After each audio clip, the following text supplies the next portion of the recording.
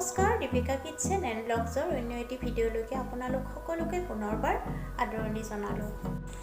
বন্ধু বান্ধৱীসকল, আজি আপোনালোকৰ বাবে লৈ আহিলোঁ সৰিয়হেৰে বনোৱা মাছৰ এটি সুন্দৰ ৰেচিপি। আশা কৰিছোঁ ৰেচিপিটো চাই আপোনালোকে ভাল পাব আৰু যদিহে ভাল পায় তেন্তে ভিডিঅ'টোত লাইক, কমেণ্ট, শ্বেয়াৰ আৰু চেনেলটো ছাবস্ক্ৰাইব কৰি কাষত থকা বেল আইকনটো অন কৰি থ'বলৈ একেবাৰে নাপাহৰিব। তেন্তে আহকচোন ৰেচিপিটোৰ মাজলৈ যাওঁ।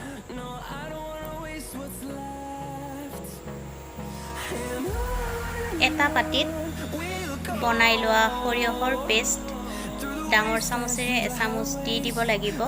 মই ক'লা সৰিয়হ ব্যৱহাৰ কৰিছোঁ, আপোনালোকে বগা সৰিয়হো ব্যৱহাৰ কৰিব পাৰিব।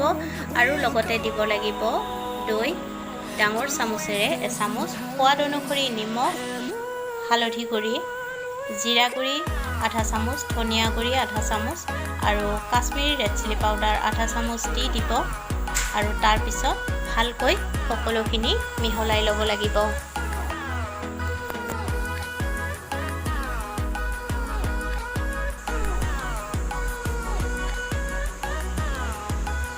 এতিয়া তাত সৰিয়হৰ তেল দি দিব। তেল আপোনালোকে জোখমতে ব্যৱহাৰ কৰিব আৰু তেলখিনি দিয়াৰ পিছত ভালকৈ মিহলাই ল'ব লাগিব।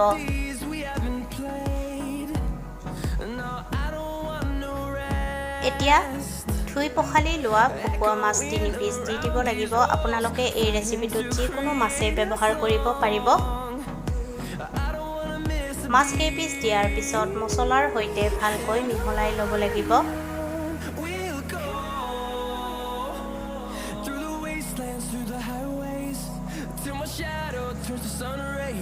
আৰু তাৰপিছত ঢাকনিখন লগাই 30 মিনিটৰ কাৰণে ঢাকি ৰাখিব লাগিব। এয়া 30 মিনিট পিছত ঢাকনিখন গুচাই ল'ব আৰু আনফালে গেছত পেন এখন বহুৱাই দিব আৰু পেনখনত মেৰিনেট কৰি লোৱা মাছৰ টুকুৰাখিনি দি দিব লাগিব।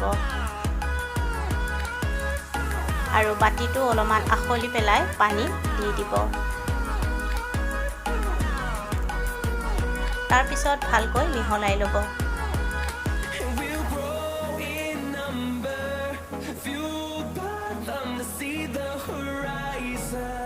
আৰু কেঁচা জলকীয়া কেইটামান কাটি দি দিব লাগিব আৰু তাৰপিছত ঢাকনিখন লগাই দিব 10 মিনিট মানৰ কাৰণে আৰু গেছৰ জুই কমত ৰাখিব।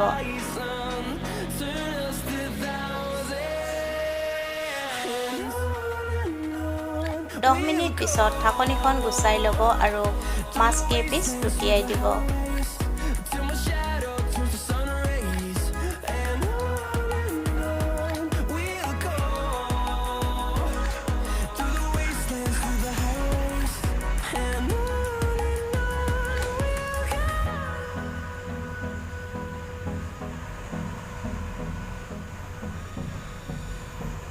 পুনৰ ঢাকনিখন লগাই দিব 10 মিনিটৰ কাৰণে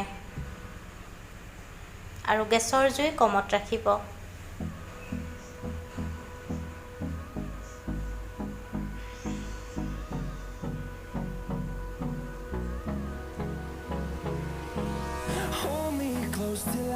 দহ মিনিট পিছত ঢাকনিখন গুচাই ল'ব।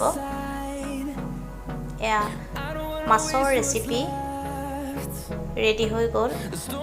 মোৰ এই ৰেচিপিটো চাই যদি আপোনালোকৰ ভাল লাগিছে তেন্তে ভিডিঅ'টোত লাইক, কমেণ্ট, শ্বেয়াৰ আৰু চেনেলটো ছাবস্ক্ৰাইব কৰি কাষত থকা বেল আইকনটো অন কৰি থ'বলৈ একেবাৰেই নাপাহৰিব।